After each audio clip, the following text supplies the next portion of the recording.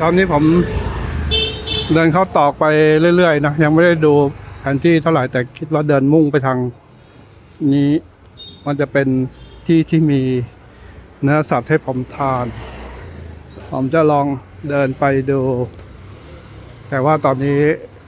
น่าจะมันเจอตอกเล็กผมไม่กล้าเข้าไปกลัวตัน ตอนนี้ต้องเลี้ยวออกไปอันนี้ก็ถือว่าเล็กแล้วนะยังมีเล็กกว่านี้อีกนะเมื่อวานแถวๆที่เขาขนเอาบรรทุกไก่ขึ้นรถกันแล้วแหละน่าจะเป็นน่าจะเป็นถิ่นของชาวมุสลิมแล้วแหละว่าถ้าเป็น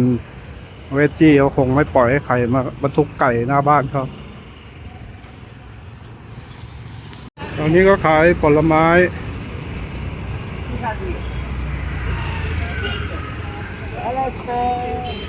มีมะนาวแก่งกระจานแต่จะสุกหมดแล้วเนี่ยเหลืองหมดแล้วลูกเล็กมาก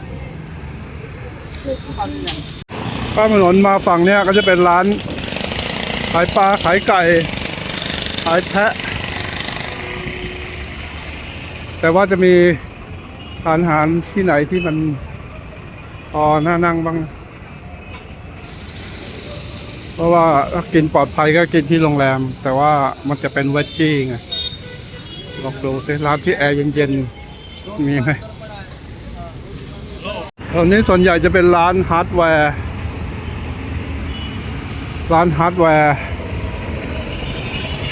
ซึ่งจริงๆถ้าเป็นแหล่งท่องเที่ยวอ่ะมันจะอยู่บริเวณที่เขาควบคุมนั่นแหละแถววัดทองอ่ะซึ่งจะมีที่พักมีร้านอาหารคาเฟ่เยอะอันนี้ร้านอะไรเนี่ย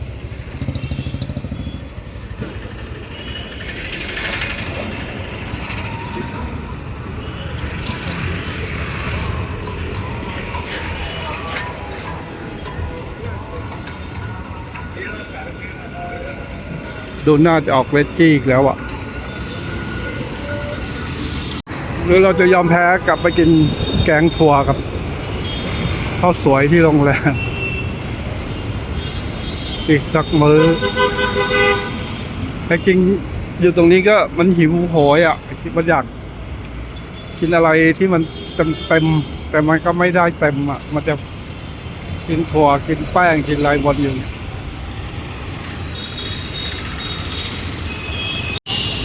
ฝั่งนี้มีโรงแรมอยู่หลายโรงแรมนะถ้าผมแต่จริงๆมันก็เวอร์ไปนะจะไปนั่งกินตามโรงแรมเลยแล้วเราไม่ได้พักกับเขาเพราะอาจจะมีบางโรงแรมที่เขาขายเนื้อสัตว์แต่ถ้าผมวนกลับไปทางเก่าเนี่ยยังไงผมก็จะเจอแกงถั่วแน่นอนเพราะว่ามันเข้าใกล้เขตวัดทองแล้วถ้าเลี้ยวกลับไปอ่ะ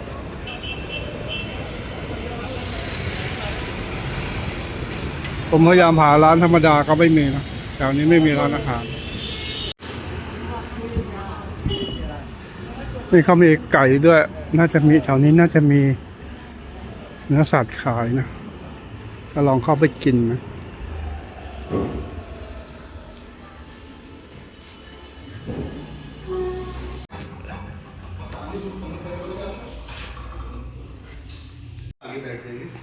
ข้ามากินอาหารนอนเวจสักมื้อหนึ่งเหมือนเป็นที่ลับ ขึ้นมาไม่มีคนเขาเพิ่งเปิดแอร์มาถามเขาว่ามีนอนเวจใช่ไหมเขาก็พาขึ้นมาชั้น3ชั้น4อะไรเขาไม่รู้ขึ้นลิฟต์มาแล้วก็เดินเลี้ยวไปเลี้ยวมาผมขึ้นมามันเป็นเหมือนห้องลับของเขานะไม่มีแขกผู้จัดการเขาก็มายืนคุยกับผมนานอ่ะพอรู้ว่าผมมาจากเมืองไทย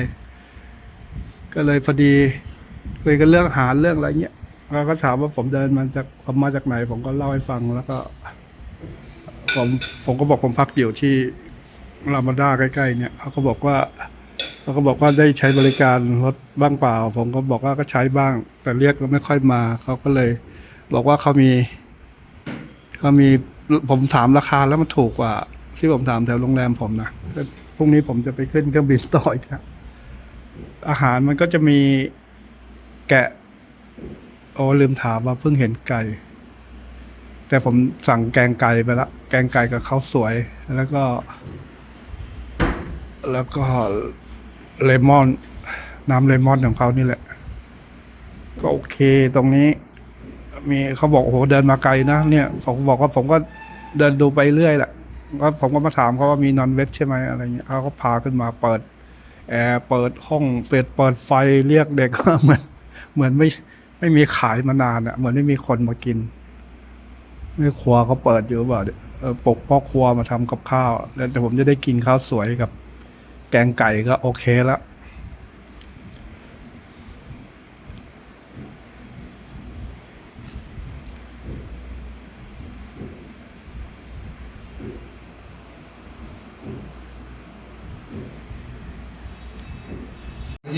แกงไก่ข้าวสวยแล้วก็มีเครื่องเคียงอินเดียเขาจะสไตล์เนี่ยเขาต้องตักข้าวให้ตักแกงให้น้ำก็ไม่ฟัง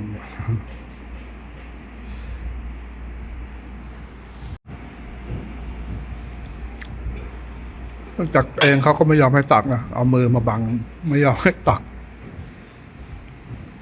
โอเคเดี๋ยวทานอาหารเสร็จผมกลับไปพักที่โรงแรมดีกว่าเดี๋ยวเย็นผมค่อยออกไปที่วัดทองไปตอนนี้ก็ร้อนเมื่อวานไปซื้อรองเท้าแตะมานี่กะจะลุยวัดทองโดยเฉพาะเลยนี่คืออะไรเค็มมากเลยแต่อันนี้ที่ทำก็คือไม่ใช่ว่าทำตัวลำบากหรืออะไรนะมันก็คนเราก็อยากหาอะไรที่มันพึงพอใจนะ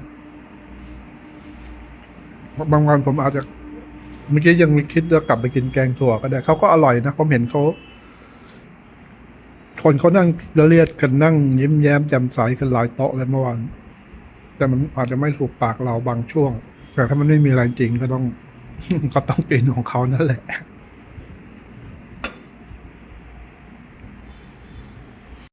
นี่ยังไงสักมีเปรี้ยวๆอ่ะเมื่อกี้ผมสั่งน้ำมะนาวก็ถามว่าเปรี้ยวไหมผมก็บอกว่าไม่เปรี้ยวมากเปรี้ยวผสมหวานแต่ก็เปรี้ยวอยู่ดี แกงนี้ก็เหมือนใส่มะนาวด้วย ก่อนจากการผู้จัดการเขาก็ให้นำบัตรมานะพร้อมเบอร์โทร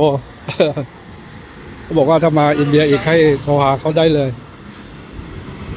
ก็ถ้าใครสนใจจะมาเอาลิสานะผมดูแล้วราคาไม่น่าแพงอะโรงแรมเนี้ยนอนได้สบายนอนได้เป็นเดือน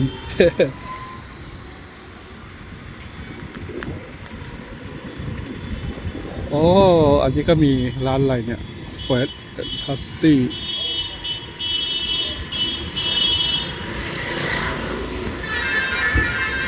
โอ้เคยดูแล้วก็เวทอีกแล้วเดี๋ยวผมคงกลับไปเติมพลังที่โรงแรมก่อนแป๊บหนึ่งเพราะว่าเที่ยวตอนนี้ไม่ไหวเที่ยงกว่าๆนี่แดดกำลังร้อนเปรี้ยงเลยอ่ะกลับไปเติมพลังที่โรงแรมแล้วเอาแรงสักหน่อยแล้วก็เย็นๆก็มาได้เพราะว่าที่วัดทองเนี่ยเขามีตลอด24ชั่วโมงยิ่งดึกยิ่งคึกอากาศอาจจะเย็นกว่าตอนนี้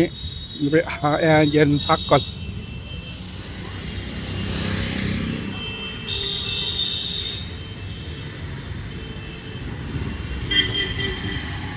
จริงข้ามถนนในอินเดียถ้าใช้ทักษะในกรุงเทพก็พอไหวอยู่นะผมอยู่กรุงเทพนี่ผมข้ามสบายเลยแต่ประเด็นคือที่นี่เขาไม่ค่อยหยุดให้คนข้ามหรอกเขามีโอกาสเขาเสียบก่อนทันทีเลย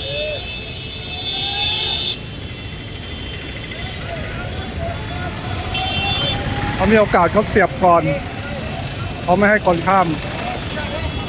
เราจะป้องกันไม่ให้คนข้ามเดินเหยียบมดอะไรไม่รู้พันขาเกือบล้มเลยข้างถนน ไม่ล้มหรอกแปลว่าก็มีพี่พ่อหัวท่านหนึ่งนะมีอายุแล้วท่านเดินมาเหยียบไอ้ก้อนนั้นให้แล้วก็ผมก็เดินแล้วหลุดจากเท้าไปผมก็ขอบคุณเขาก็ใส่หัว ถ้าเป็นคือถ้าเห็นภาพเราจะเหมือนแบบฉันนี่ละอาแกงจริงแต่จริงไม่หรอกเขาใส่หัวคือเขายอมรับคำขอบคุณของผมอะไรเงี้ย พอใส่หัวเหมือนถ้าเป็นพระบ้านเราก็แบบโอ้ยฉันเบื่อแกจริงเลยอะไรเงี้ยแต่จริงไม่ใช่นะ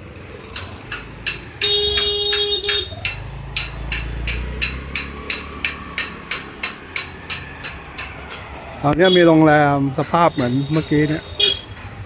แต่แถวนี้มัน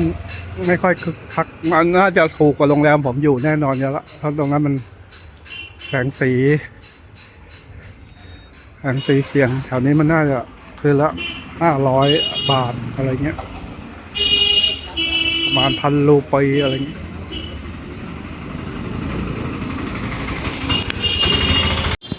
เยอะนะมันตอกข้าวสารบ้านเราแต่ดูสภาพแล้วมันไม่เหมือนเขาเปิดบริการโดนฝนจับเคอะคะไปหมดเลย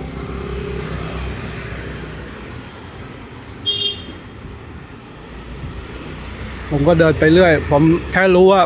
ทิศทางไหนนะไม่ได้ตั้งเข็มไม่ตั้งอะไรเพราะมันอยู่ในละแวกนี้แหละเดินไปเดี๋ยวมันก็เจอแถวเนี้ยสถานที่ท่องเที่ยวเยอะถ้าใครจะมาอเมริกาก็พักแถวนี้แหละมันจะไม่ต้องไม่เหมือนขยาที่อยู่พุทธคยาแล้วต้องวิ่งไปหานู่นหานี่ในตัวเมืองขยาอันนี้คือกลางเมืองเขาเลยจากสนามบินก็ดิ่งมาแถวนี้โรงแรมเยอะที่พักเยอะถึงวันนี้ผมอยู่อินเดียมา10 วันแล้วผมเริ่มตกผลึกเล็กน้อยว่าการมาเที่ยวคนเดียวนี่มันก็เรื่องธรรมดาปกตินะแต่ว่ามันไม่ควรมากอ่ะ ผมว่าถ้าผมอยู่ต่อไปเนี่ยถ้าแบบอยู่ดีผมอยากไปเที่ยวเนี่ย4 วัน5 วัน6 วัน7 วันอย่างเงี้ยมันสบายอ่ะไปได้จะไปที่ไหนก็ได้แต่ถ้าแบบอยู่ดีมาโซโล่20 วันขึ้นไปอย่างเงี้ยคือมือใหม่มันก็ยังไม่ควรนะมันคือเรื่องของเรื่องคือเร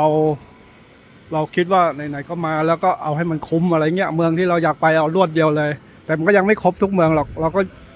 ยังมีบางส่วนที่อยากไปแต่ก็มันก็อยู่คนละทิศละทางเราก็เอาคิดเอาตามเส้นทางอ่ะตอนนี้ผมอยู่อเมริกาอย่างเงี้ยอย่างที่ผมบอกอ่ะถ้าขึ้นไปทางเหนือเนี่ยมันจะมีอีกประมาณ3-4 รัฐทางเหนือนะของอินเดียที่เป็นแหล่งท่องเที่ยวเลยก็คือรัฐแคชเมียร์ซึ่งคนไทยรู้จักดีนะเมืองศรีนาก้าอะไรเงี้ยแล้วก็รัฐ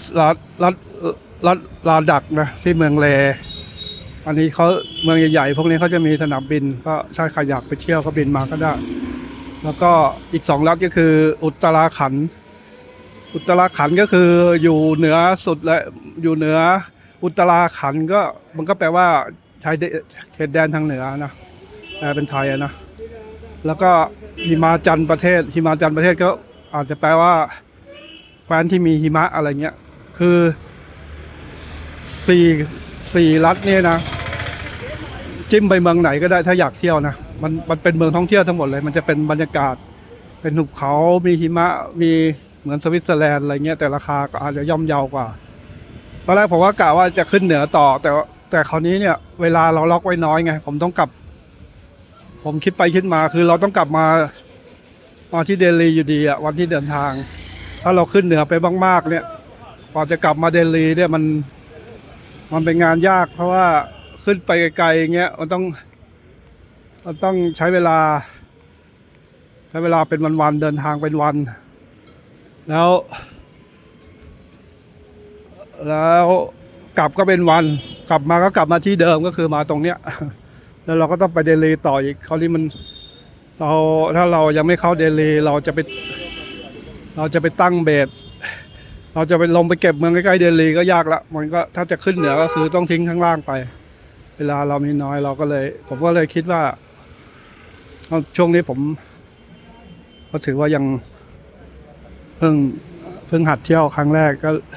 ก็ลงไปเก็บไอ้เมืองที่ง่ายๆก่อนแล้วกันไอ้เมืองความจริงมันก็ไปไม่ยากหรอกไอ้เมืองที่ขึ้นเหนือไปอ่ะมันก็ไปได้อยู่อ่ะแต่ว่ามันใช้เวลาเยอะนั่นแหละมันจะไม่สอดคล้องกับแผนของเราเพราะมันพอใกล้ๆแล้วมันจะฉุกละหุกแล้วเราจะไม่สบายใจอ่ะเราจะทันไหมอะไรเงี้ยผมกลับไปทีพุงไปตั้งเบสที่เดลีแล้วก็ไปเก็บเมืองใกล้ๆเดลีมันจะง่ายกว่าพอมีเวลาสบายๆไม่ต้องรีบร้อนก็เอาอย่างเงี้ยผมคิดอย่างนี้เพราะว่า ว้โอกาสนะจริงๆถ้ามาอย่างที่บอกเอาให้คุ้มแต่เราไปล็อกวันไว้แล้วไงว่าเราจะมาแค่นี้เ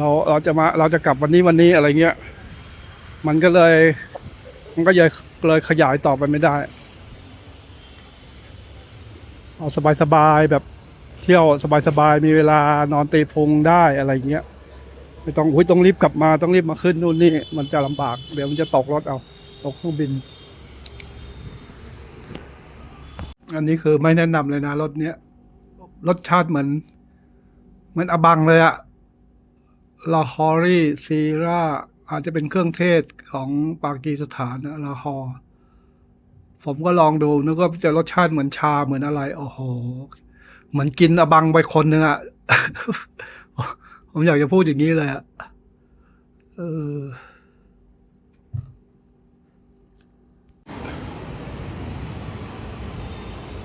มีจริงเหรอ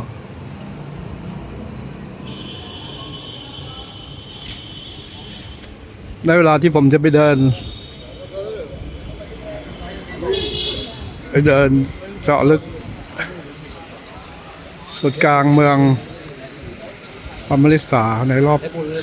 ค่ำอีกครั้งหนึ่งแต่อากาศร้อนยังร้อนอยู่นะเพราะผมใส่เสื้อคลุมมาด้วยแหละเสื้อตัวนี้มันเป็นเสื้อกันลมโอ้ยผมเอามาทำไมก็ไม่รู้ประเห็นมันเบา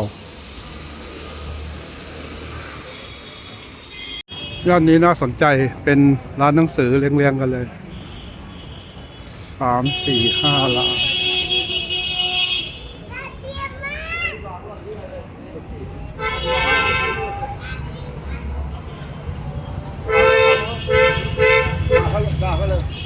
ร้านหนังสือทั้งนั้นเลยที่นี่เขาจะเป็นย่านๆนะเนาะพอเรามาเขาก็จะออกที่นี่เขาจะเป็นย่านๆจะขายหนังสือขายฮาร์ดแวร์ก็ฮาร์ดแวร์ซ่อมมอเตอร์ไซค์ก็ซ่อมมอเตอร์ไซค์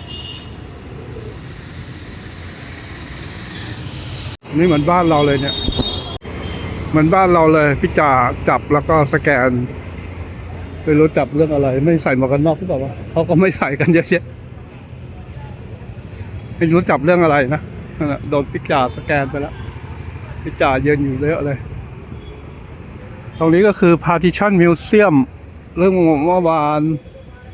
นี้ผมมาเดินแล้วแต่ว่าไม่ได้เข้าไปดูข้างใน Partition ก็คือการแบ่งแยกเขาเหมือนว่าเป็นเรื่องพันสอนเรื่องการต่อสู้หรือเปล่านะการต่อสู้แยกดินแดงอะไรเงี้ย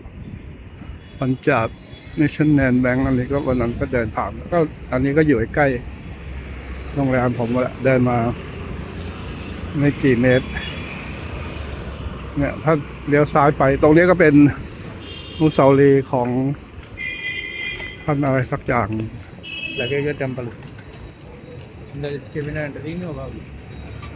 हेलो भैया 20 का ही होता हैเป็นอนุสาวรีย์ของมันมีแต่ภาษาฮินดีอ่ะผมไม่รู้อาจจะเป็นอดีตผู้นำ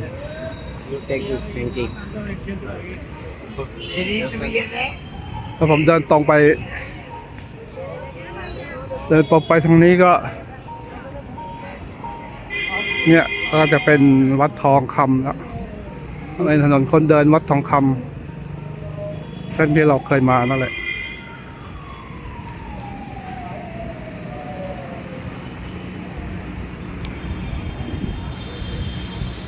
มาแถวนี้ก็จะมีคนคอยดักแจกแผ่นป้ายอะไรเงี้ยแจกแผ่นป้ายแจกผ้าคลุมหัวแต่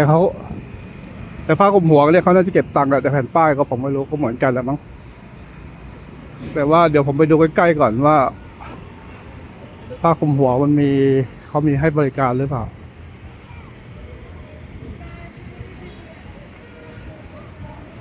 ถ้าเป็นนักท่องเที่ยวก็อาจจะ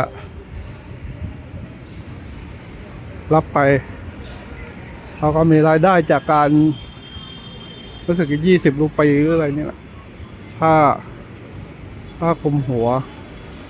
นี่ก็เป็นอนุสาวรีย์เหมือนเมื่อกี้เลยจะซ้ำกันหรอ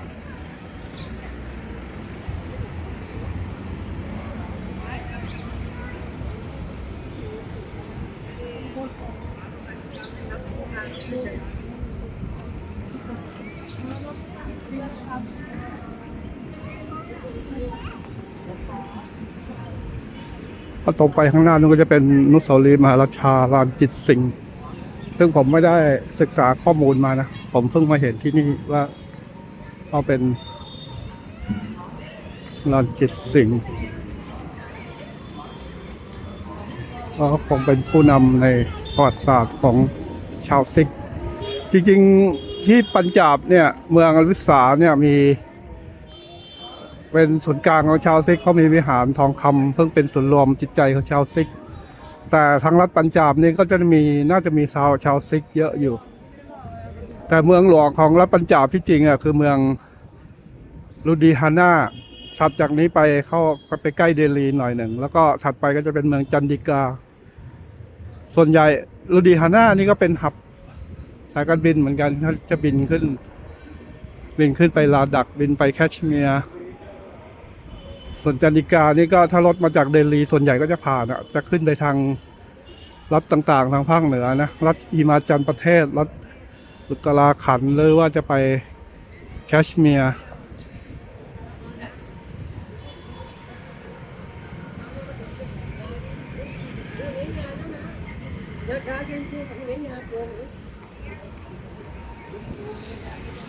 ก็อนุสาวรีย์ท่านมหาราชาลานจิตสิงห์ก็ควัน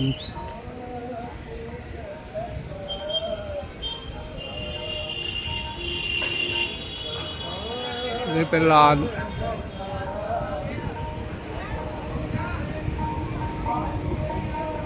อาหารหรือร้านเนี่ยเริ่มใกล้วัดทองคำก็จะเริ่มมีคนโพกหัวเยอะขึ้นมหาราชาลานจิตสิงห์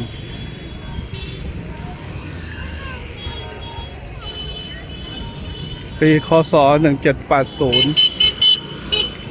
1,800ก็บวก543ก็ราว1,800 2,003สมัยอยุธยาเรานั่นแหละ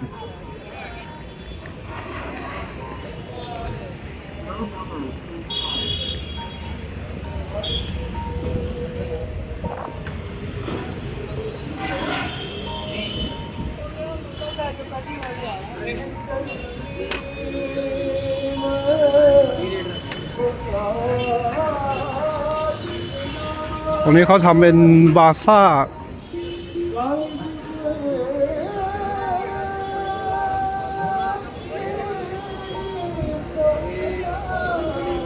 เนี่ยมาทางเดิมตรงนี้เขาทำเป็นถนนคนเดินนะรถเข้าไม่ได้พอเริ่มมีคนมาพูดข้างๆหูเราก็จะเริ่มหยิบกล้องออกมาถ่าย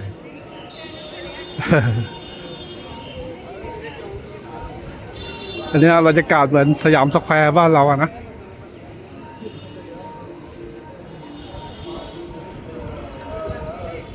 ก็คนมาเที่ยวเยอะที่ไม่ใช่ชาวซิกก็เยอะที่เขาต้องมาหาผ้าคลุมหัวที่นี่เหมือนบางทีเขาตั้งใจจะเข้ากล้องอ่ะเขาเดินหลบเราก็ได้แต่เขาต้องเดินเลี้ยวมาผ่านหน้ากล้องก็โอเคแล้วแต่เนี่ยมาถึงที่ที่ผมมาวันนั้นแหละเดี๋ยวคราวนี้ผมจะเดินตรงไปที่วิหารเลยเพราะเราเดินดูมาหมดแล้วพวกร้านอาหารแถวนี้นะมีคนถามผมว่ามีเมนูอะไรให้เลือกบ้างผมก็บอกเลยว่าอย่างที่เคยที่เล่าไปในคลิปที่แล้วนะเขตนี้เป็นเขตที่เขาไม่อนุญาตให้ขายนอนเวจฟู้ดนะทุกคนต้องกินมังสวิรัติหมดเข้ามาบริเวณนี้ไม่มีข้อยกเว้นการกินอาหารนอนเวจก็คือการทำบาปอย่างหนึ่งถ้าเข้ามาในเขตเขา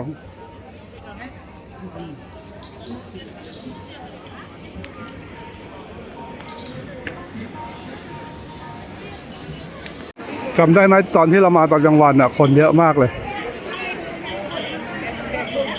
แถวนี้ดูน้อยกว่าแต่ผมยังไม่มีภาพพ่อขวาเลยนี่เขาฝากของกัน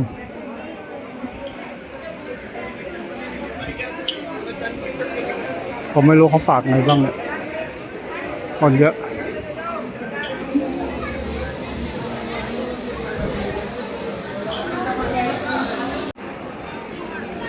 สรุปคือไอช่องว่างๆก็ไม่มีคนเข้าไปนะผมเข้าไปช่องว่างไม่มีคนเลยไม่ต้องมาลงกันเขาให้โทเค็นมา ก็คือเป็นที่รับฝากผมฝากรองเท้าแตะไปคู่หนึ่งแล้วก็เดี๋ยว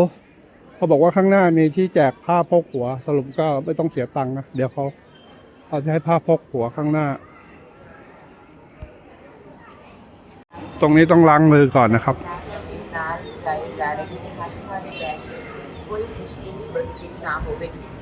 पवित्र सरोवर के द्वारे बैठे सरोवर के लाइन सेล้างมือก่อนเขาจะมีคนคอยดูว่าใครไม่ได้เดินมาล้างมือคือเขาห้ามใส่หมวกแก๊ปนะห้ามเกงขาสั้นห้ามถุงเท้าห้ามมินิสเกิร์ตผมก็ไม่รู้นะผมเพิ่งมาสอดถุงเท้าเมื่อกี้เขาเล่ๆผมอยู่เขาจะเห็นว่าเขาจะมาค้นเจอถุงเท้าในตัวผมไหมถ้าเจอก็ไม่เป็นไรยอมสละให้เขาไปคู่นึงสรุปผมได้ผ้าโพกหัวไปแล้วเนี่ยแถวนี้แหละแล้วก็ต้องเดินลุยน้ำเข้าไปก็เป็นการล้างเท้าของเขาแล้ว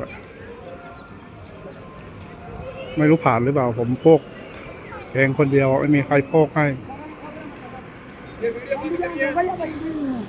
ภาพแรกเข้ามาถึงแล้วล่ะวิหารทองคำเมืองอมฤตสาโด่งดัง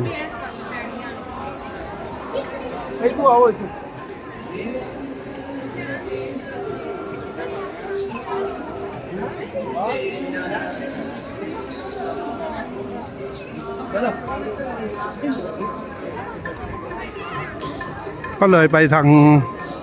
ฝั่งกั้นประตูซ้ายขวานั่นน่ะเขาคงจะยึดโทรศัพท์มือถือแล้วล่ะเราก็มาได้แถวนี้นะ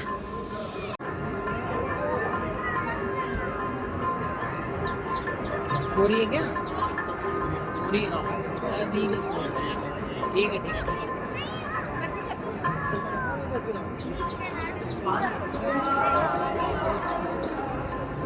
กลางคืนก็คงจุด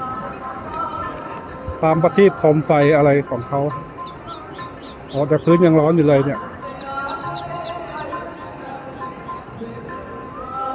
สรุปนะห้ามใส่ถุงเท้าเข้ามาแล้วก็เอาของมาเท่าที่จำเป็นอ่ะอย่าสะพายกระเป๋าอะไรเข้ามาสะพายมาเขาก็อาจจะตรวจนะแล้วเขายึดหรือเปล่าแต่ผมไม่เห็นคนสะพายเข้ามาห้ามนุ่งกางเกงขาสั้นห้ามนุ่งมินิสเกิร์ตเข้ามาเราก็มานั่งพักแถวนี้ก็โอเคนะฮะแดดก็เริ่มเย็นลงแล้วล่ะตรงไหนเขาไม่ให้เข้าเราก็ไม่ไปแล้วเพราะเราไม่มีอะไรจะให้ยึดแล้วตอนนี้พอยึดเขาแตะไปคู่หนึ่งเพราะแต่วัดสีทองนี่เยอะนะเขาทำคล้ายๆกันนะชื่อคล้ายกันนะนั่นอยู่คนละรั้วด้วยนะผมดูในรูปแล้วแต่วิหารทองคำคือองค์นี้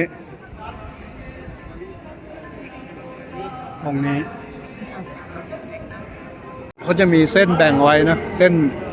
จางๆของป้ายเนี่ยน่าจะลงไปอาบได้เห็นคนลงไปอาบน้ำกันลงไปไม่ได้อาบจริงจังไปชำระแต่เด็กๆนี่ก็จริงจังหน่อยจะมีฝั่งนู้นเขาลงไปอาบกันจริงๆเลยฝั่งนู้นเขาลงไปอาบกันจริงๆเลยสำหรับแถวยาวๆนี่ก็คือเตรียมจะเข้าไปสักการะวิหารทองคำนะแต่เราคงเข้าไปไม่ได้แต่แถวก็ยาวเกินน่าจะรอนานเดี๋ยวรอเขาเปิดไฟผมว่าสวยกว่านี้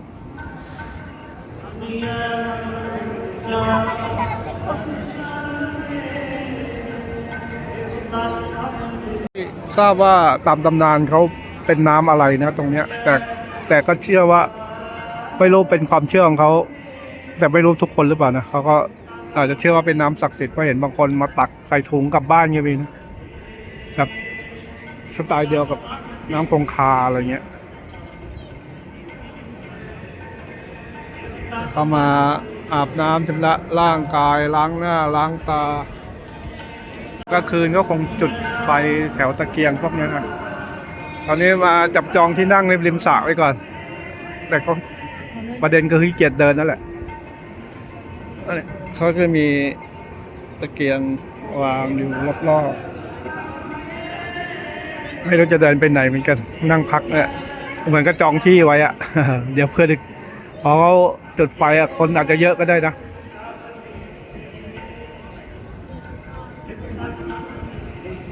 ตอนนี้เขาเริ่มมาเติมน้ำมันแล้วนะครับ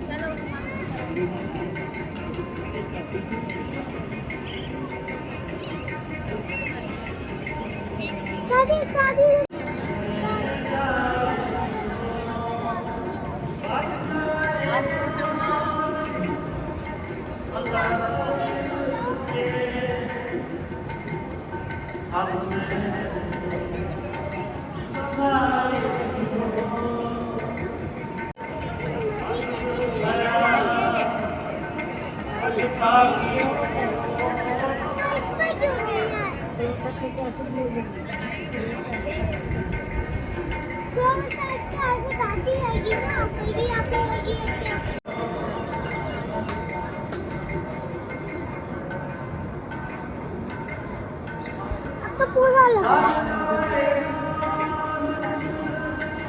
वो चमकाने के लिए वहाँ पे शांत भी लगाई है शांत भी लगाई है शांत वो तो नहीं हाँ?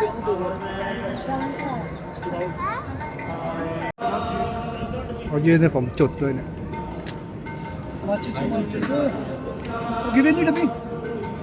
แค่จุดนี้ยังจุดไม่ติดเลยอะจุดนานเหมือนกันนะ बना तो करो बना करो थोड़ा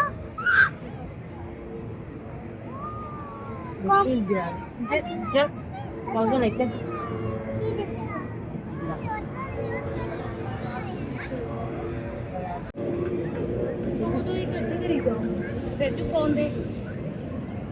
अब सर थोड़ा बुझेगा अबे ये बुझ गया यार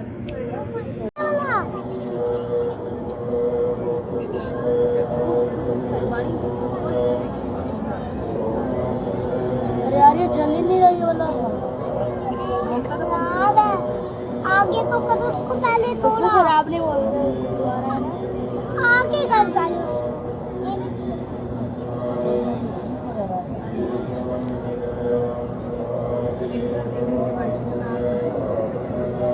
दिवाली पे तो सबसे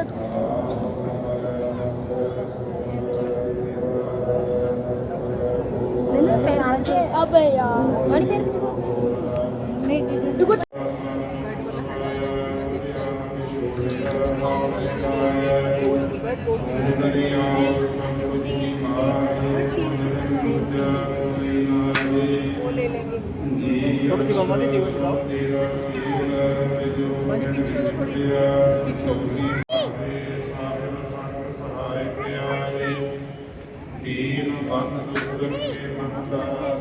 मम्मी देखो ना अभी मैं जाऊंगा मैं थप्पड़ भी मार दूंगी आगे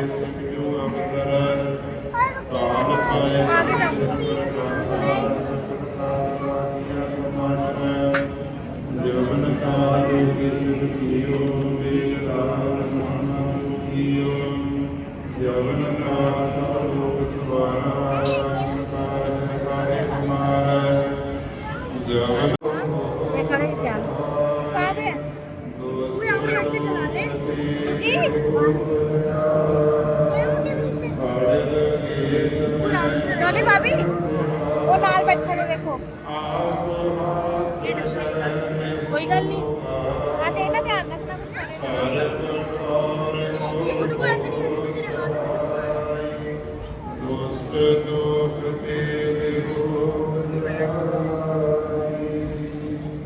पानी तो पीनूंगी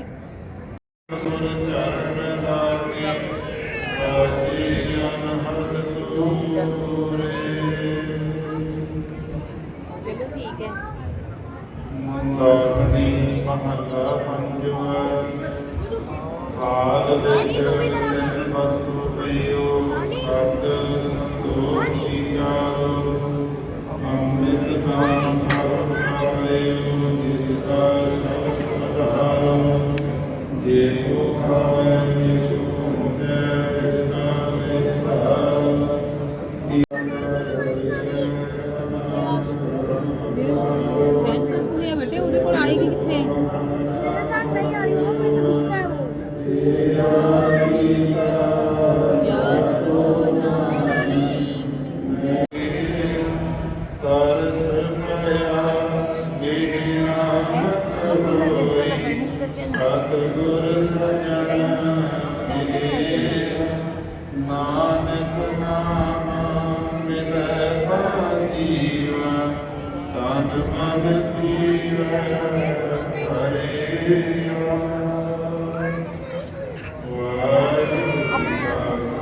पानी प्रकाश रे अपने नहीं आनी है इतनी दूर मत भाग बड़ी तेरा हाथ हाथ जोड़ के खड़ी हो हाथ जोड़ के खड़ी श्री हर कृष्ण से जय चराए गए गुरदानिया धर्म नहीं हारिया सिੱਖੀ ਕੇਸਾਂ ਵਾਸਾਂ ਨਾਲ ਨਿਭਾਵੇ ਤਿਨਾਂ ਦੀ ਕਮਾਈ ਦਾ ਧਿਆਨ ਕਰਕੇ ਖਾਲਸਾ ਜੀ ਬੋਲੋ ਜੀ ਵਾਹਿਗੁਰੂ ਬੋਲੋ ਜੀ ਪੰਜਾਬ ਦਾ ਸਰਬੱਤ ਗੁਰਦੁਆਰਿਆਂ ਦਾ ਧਿਆਨ ਕਰਕੇ ਬੋਲੋ ਜੀ ਵਾਹਿਗੁਰੂ ਬੋਲੋ ਜੀ ਸਰਬੱਤ ਖਾਲਸਾ ਜੀ ਕੀ ਅਰਦਾਸ ਹੈ ਜੀ ਸਰਬੱਤ ਖਾਲਸਾ ਏ ਅਕਾਲ ਪੁਰਖ ਆਪਣੇ ਪੰਥ ਦੇ ਸਦਾ ਸਹਾਈ ਦਾਤਾਰ ਜੀਓ ਸ੍ਰੀ ਨਨਕਾਣਾ ਸਾਹਿਬ ਅਤੇ ਹੋਰ ਗੁਰਦੁਆਰਿਆਂ ਗੁਰਧਾਮਾਂ ਦੇ ทำพิธีสวดมนต์กันเสร็จไปแล้วนะตอนนี้เวลาประมาณ2 ทุ่มกว่าๆที่เมืองอมฤตสา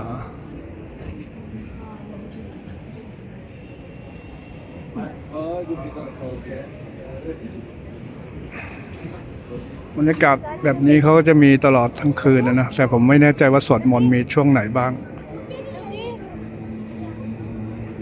แต่เขาก็มีเสียงสวดอยู่ตลอดแต่ถ้าเป็นพิธีจริงๆคือที่ผ่านไปเมื่อกี้นี้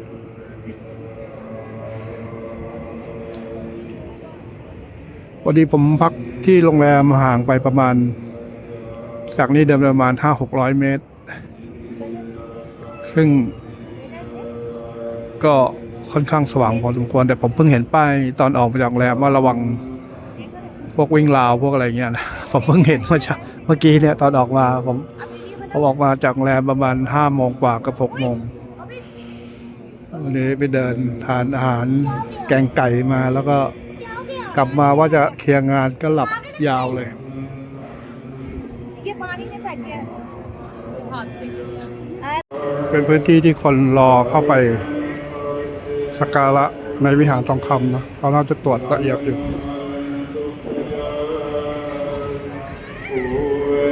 ว่าคน ਮਲ ਜਨਮ ਜਨਮ ਦੀ ਸਤੀ ਸਜਣ ਸਚਾ ਪਾਤਸ਼ਾਹ ਸਿਰ ਸਾਂਭ ਜਿਸ ਪਾਸ ਬਹਿਠਿਆਂ ਸੋਹੀਐ ਸਭ ਪਾਸ ਬਹਿਠਿਆਂ ਸੋਹੀਐ ਸਭਨਾ ਦਾ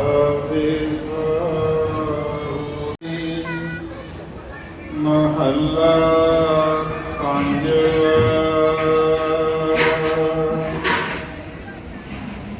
ਮੋਹੀ ตรงนี้น่าจะเป็นโรงทานเห็นคนมาลมกันเขาแจกอะไรน้ำดื่มหรือน้ำซุปหรืออะไรไม่ทราบเป็นถ้วยๆรู้สึกจะมีที่พักฟรีด้วยที่เนี้ยเขาเป็นสายทานชาวซิกขนาดใหญ่มีจิตอาสาเยอะแยะนะมาล้างจานมาแจกของมาทำกับข้าวਆਲਕ ਪਾਲਕ ਤਾਕ ਆਲੇ ਕਾਮ ਮੋਹੀ ਮਸਕੀਨ ਰਾਮ ਨਾਮ ਆਧਾਰ ਫਾਟਣ ਗੋਲਕ ਤਾਕ ਆਲੇ ਕਾਮ ਦੋਏ ਕਰ ਜੋੜ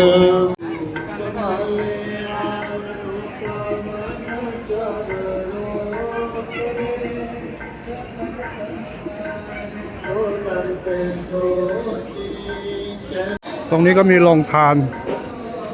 ไม่รู้เขาแจกอะไรเป็นน้ำซุปหรือน้ำดื่มหรืออะไร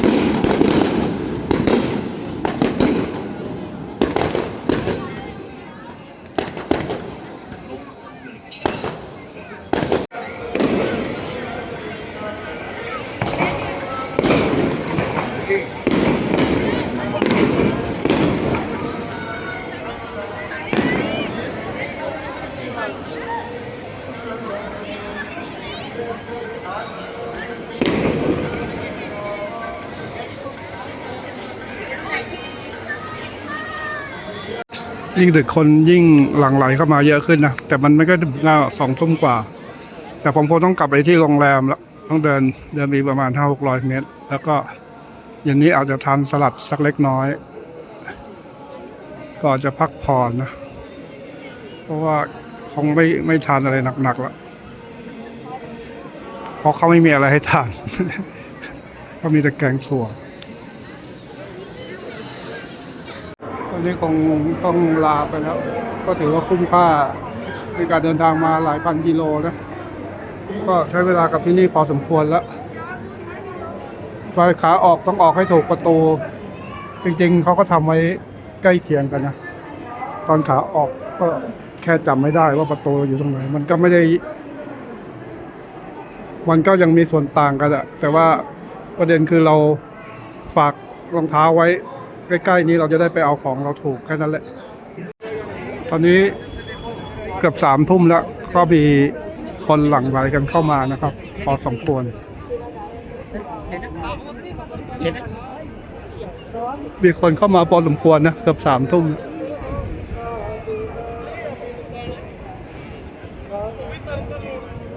ผมจำได้ว่าผมฝากรองเท้าไว้ตรงช่องที่6เดี๋ยวเดินไปดูสิ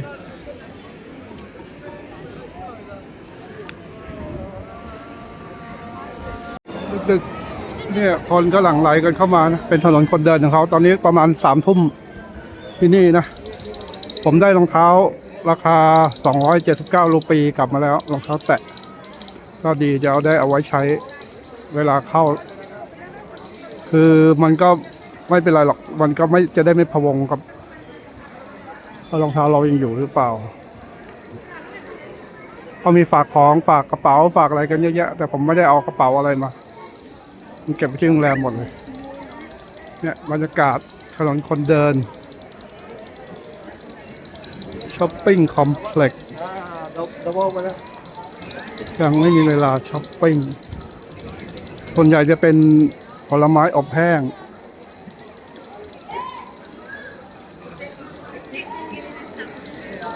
กลับไปกินโค้กที่ห้องแล้วก็ลงมากินสลัดดีกว่าถ้าจะกินแม็กตรงนี้ก็เหมือนกันแล้วนะเอาเป็นแม็กเวจเทเบิลแม็กเวจจี้ซับเวย์นี่ก็เวจจี้แน่นอน1,000,000%กลับไปกินสลัดที่โรงแรมดีกว่าง่ายดีไหนๆก็ใกล้ห้องนอนแล้วพยายามมองหาคนขับรถเมื่อวานเนี่ยผมเจอเขาแถวๆนี้แหละแต่เขาหายไปละเพื่อจะได้เอาไว้พรุ่งนี้ขับรถไปส่งที่สนามบิน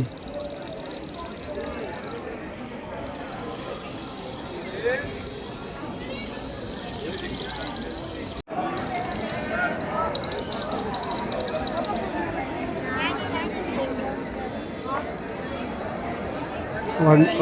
สิครับเสื้อผ้าของศาสนาผมไม่รู้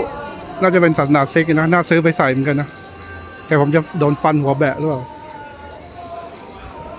กลัวตรงนี้แหละเลยไม่กล้าซื้ออะไรเราไม่รู้ราคากลางอ่ะกลัวเสียเหลี่ยมเขา ใครรู้บ้างว่าผู้หญิงศาสนาซิกเขาแต่งตัวยังไงผมแยกไม่ออกซิกกับฮินดูแต่มาที่นี่คือถ้าผู้หญิงห่มสาลีก็ผ่านอ่ะ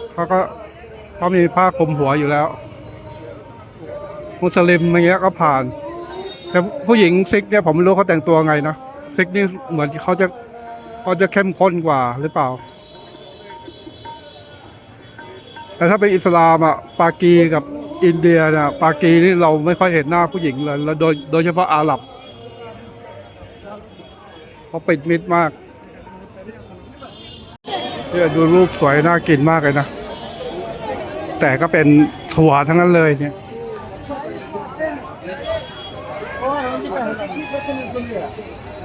แต่เขาน่าจะทำอร่อยอยู่นะผมเห็นเขานั่งทานกันในโรงแรมเขาก็นั่งยิ้มกันแฮปปี้แต่ผมทานได้เป็นบางมื้อเดี๋ยวจะลองดูถ้ามีถั่วมีอะไรหรือว่าสลัดก็ได้กินอะไรสักหน่อยกลางคืนนี่3 ทุ่มแล้ว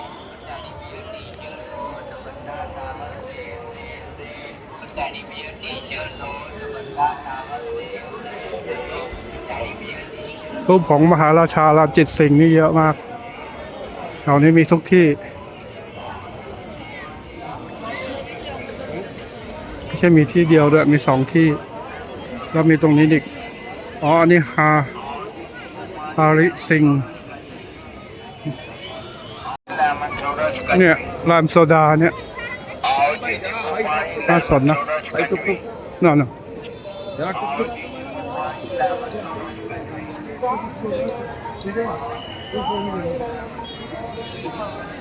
เขาเห็นเป็นคนผมเป็นคนไทยแน่เลยเขาตุกๆเนี่ยที่นี่เขาไม่เรียกตุกๆเจอไอติมเย็นๆก็น่ากินกันนะแต่ว่าเดี๋ยวเราต้องไปกินน้ำหวานอยู่ดีอะไว้ก่อนดีกว่า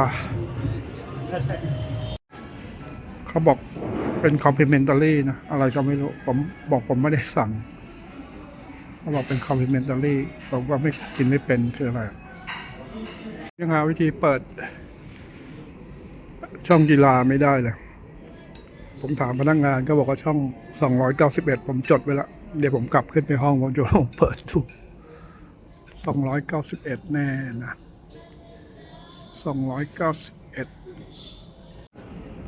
อันนี้เป็น mixed juice ผมถามเขาแล้วมีอะไรบ้างตอนแรกจะเอามันมีน้ำสับปะรดแล้วก็น้ำแตงโมมั้งแล้วก็รูทบีทอะไรไม่รู้ผมก็เลยผสมก็ได้มั่วๆไปเดี๋ยวใครหาว่าผมกินหรูอันนี้แก้วหนึ่งประมาณ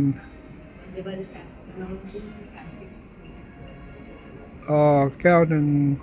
60กว่าบาทนะ195 รูปีกินในโรงแรมหรู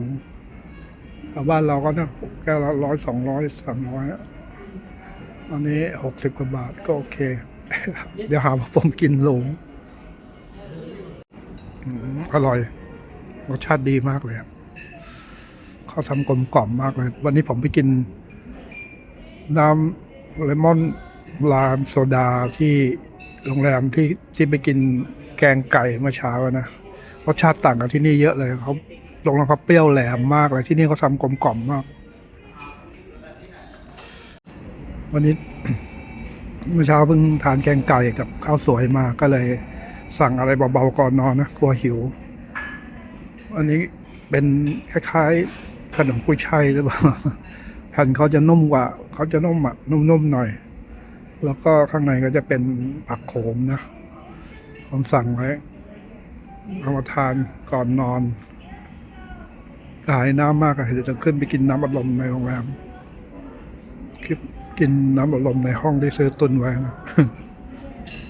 ที่สั่งแฟนต้ามาเพิ่มอีกกระป๋อง